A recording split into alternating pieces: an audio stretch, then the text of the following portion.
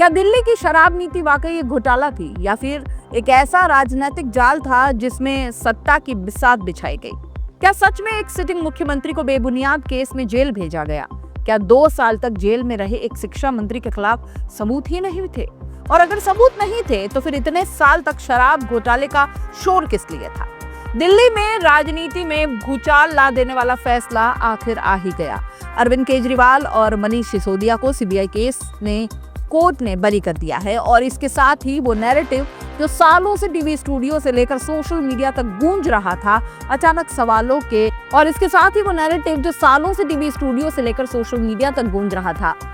सवालों के कटघरे में खड़ा हो गया।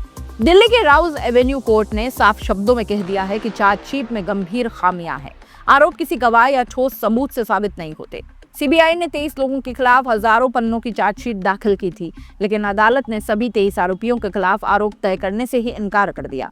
यानी पूरा केस ही पहली नजर में टिक नहीं पाया। कोर्ट ने कहा कि केजरीवाल का नाम बिना ठोस सबूत के जोड़ा गया। संवैधानिक पद पर बैठे व्यक्ति के खिलाफ बिना पुख्ता सामग्री आरोप लगाना कानून के सिद्धांतों के खिलाफ है। सिसोदिया के खिलाफ पहली नजर में भी मामला साबित नहीं होता। चार्जशीट में विरोधाभास है जो पूरी साजिश की थ्योरी को कमजोर करते हैं। गवाहों के बयानों और चार्जशीट की बातों में मेल नहीं है। इतना ही नहीं, अदालत ने सीबीआई की जांच अधिकारी के खिलाफ विभागीय जांच के आदेश भी दे दिए हैं। अब सवाल ये है कि अगर चार्जशीट में इतनी सारी खामियां थी तो फिर ये केस चला कैसे और इतने लंबे समय तक चला क्यों? फैसले के बाद अब अरविंद केजरीवाल मीडिया से बात करने आए तो उनकी आवाज धर्रा गई, वो रो पड़े। उन्होंने कहा कि पिछले कुछ सालों में बीजेपी शराब घोटाला कह रही थी। आज कोर्ट ने सारे आरोप खारिज कर दिए। हमने हमेशा कहा कि हमें न्याय प्रणाली पर भरोसा है। इतना कहते कहते उनकी आंखों से आंसू बह निकले। पास खड़े मनीष सिसोदिया ने उन्हें संभाला। फिर केजरीवाल ने कहा कि मैंने जिंदगी में सिर्फ ईमानदारी कमाई है। आज साबित हो गया कि केजरीवाल कट्टर ईमानदार है, सिसोदिया कट्टर ईमानदार है। आम आदमी पार्टी कट्टर ईमानदार है। उन्होंने सीधे प्रधानमंत्री नरेंद्र मोदी और गृह मंत्री अमित शाह पर निशाना साधा और कहा कि आजाद भारत का सबसे बड़ा राजनीतिक षड्यंत्र था।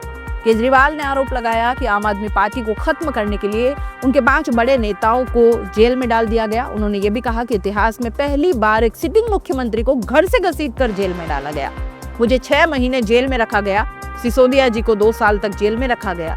उन्होंने कहा कि 24 घंटे टीवी चैनलों पर बहसें चलाई गई, आरोप लगाए गए, छवि खराब की गई और फिर सवाल दागा कि अगर देश में महंगाई, बेरोजगारी, टूटी सड़कें और प्रदूषण जैसी समस्याएं हैं तो सत्ता इन मुद्दों पर बात क्यों नहीं करती? विपक्ष पर केस करने से देश आगे बढ़ेगा या समस्याएं सुलझाने से?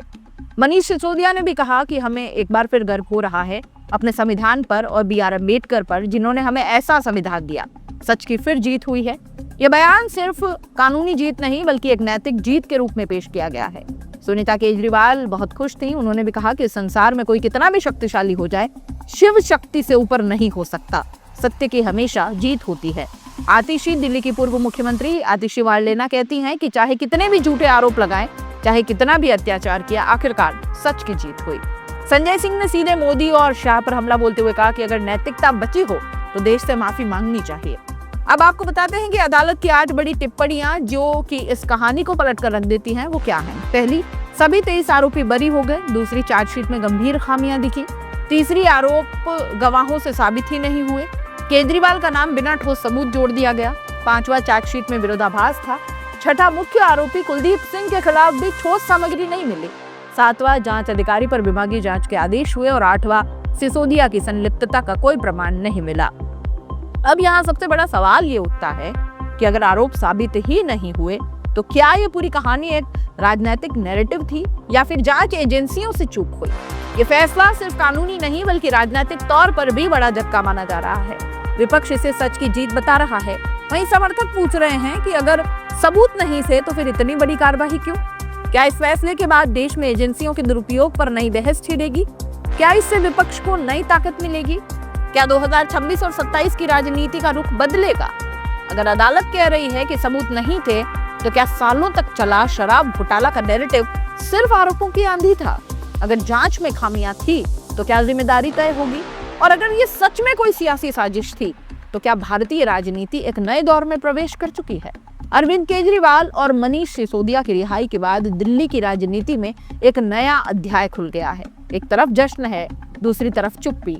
एक तरफ कट्टर ईमानदार का दावा है तो दूसरी तरफ एजेंसियों की साख पर भी सवाल है। लेकिन एक बात साफ है, ये फैसला आने वाले समय में भारतीय राजनीति की दिशा तय करने में बड़ी भूमिका निभा सकता है। अब देखना यह है कि ये अंत है या किसी बड़े राजनीतिक युद्ध की कोई शुरुआत है, क्योंकि सवाल तो देखिए अभी भी बाकी हैं और जवाबों का इंतजार देश कर ही रहा है। आप इस पूरे मामले को कैसे देख रहे हैं? अपनी राय कमेंट बॉक्स में लिख भेजिएगा। जाते जाते चैनल को लाइक, शेयर और सब्सक्राइब जरूर कर दीजिएगा। नमस्कार।